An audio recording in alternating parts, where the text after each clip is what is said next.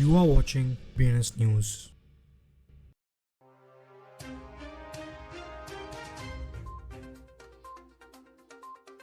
आज की headlines. Coinbase CLO ने यूएस ट्रेजरी के क्रिप्टो मिक्सिंग रूल को चैलेंज किया। एंड ने हांगकांग को इक्विटी मार्केट में लीप करके पीछे छोड़ा। क्रिप्टो के लिए गुड न्यूज। ब्लैक रॉक ने $260 मिलियन इनफ्लो के साथ ट्रायम्फ किया, जबकि ग्रे स्केल्स के टोटल आउटफ्लो $3 बिलियन से ज्यादा हो गए। बेस ने 2024 के लिए सीबीडीसी टोकनाइजेशन प्रोजेक्ट्स का अनाउंसमेंट किया। एनिमोका बैक्ड गेमी ने टोकन कॉन्ट्रैक्ट्स में मेजर एक्सप्लॉइट की कंफर्मेशन की। New Web3 blockchain focused VC fund paper ventures $25 million के इनिशियल कैपिटल के साथ launch. Crypto firms figure SSC से इंटरेस्ट बियरिंग स्टेबल कॉइन्स के लिए नोट मांग रही है। Binance versus SSC court room drama unfolds जैसे टेंशंस बढ़ रही है। मैक्सिस वाटर्स ने मेटा से न्यू क्रिप्टो ट्रेडमार्क फायरिंग्स पर क्वेरीज किए। ZK फेयर मिनट ने $324 मिलियन टीवीएल हिट किया। 10 प्लस एक्सचेंज लिस्टिंग और गैस फी एयरड्रॉप्स के बीच। डोजकॉइन में रॉबिनहुड से मिस्टीरियस $14 मिलियन ट्रांसफर देखा गया। Solana based meme coins upstart ने पीप को ट्रेडिंग वॉल्यूम में पीछे छोड़ा। कॉइनबेस के चीफ लीगल ऑफिसर पॉल ग्रिवल ने प्रपोज रेगुलेशंस के खिलाफ एक बोल्ड स्टैंड लिया है और यूएस ट्रेजरी ने हाल ही में क्रिप्टो मिक्सिंग पर रूल को क्रिटिसाइज किया है।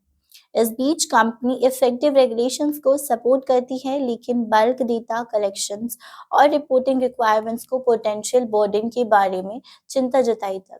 ब्लूमबर्ग द्वारा कंपाइल डेटा के मुताबिक इंडिया ने स्टॉक मार्केट वैल्यू में हांगकांग को सरपास कर लिया है।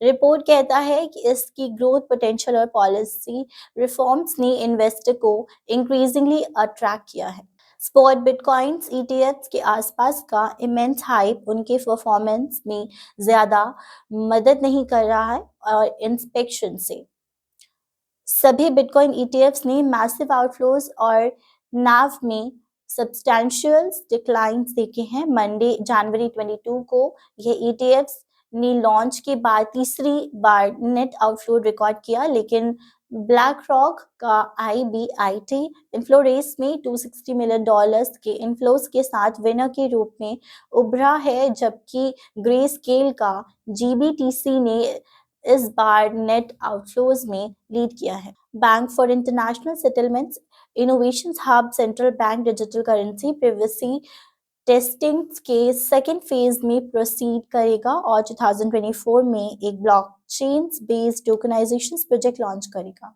ब्लॉकचेन गेमिंग प्रोजेक्ट गेमी, जो एनिमोका ब्रांड्स द्वारा बैक्ड है, ने कंफर्म किया है कि उनके गेमी टोकन कॉन्ट्रैक्ट्स ऑन पॉलीगन ने अनऑथराइज्ड एक्सेस का सामना किया है ट्यूसडे को। इस इंसिडेंट में लगभग 6:31 PM UTC पर 600 मिलियन टोकन्स की चोरी हुई। पेपर वेंचर्स एक नया ब्लॉकचेन वेंचर कैपिटल फंड जो अर्ली स्टेज वेब3 और ब्लॉकचेन प्रोजेक्ट्स पर फोकस्ड है, $25 मिलियन के इनिशियल फंड के साथ लॉन्च किया गया।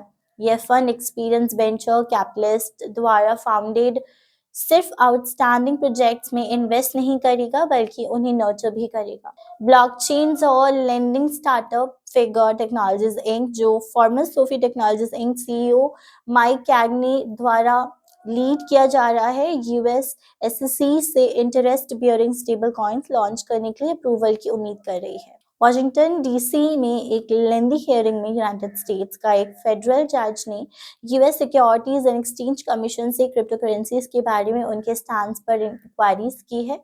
बाइनेंस होल्डिंग्स लिमिटेड के नोटेबल्स केस में बाइनेंस, उसके यूएस आर्म और फॉर्मर CEO चेंगपेन झाओ पिछले समर में फाइल किए गए SEC के चार्जेस को डिसमिस करने की कोशिश कर रहा है।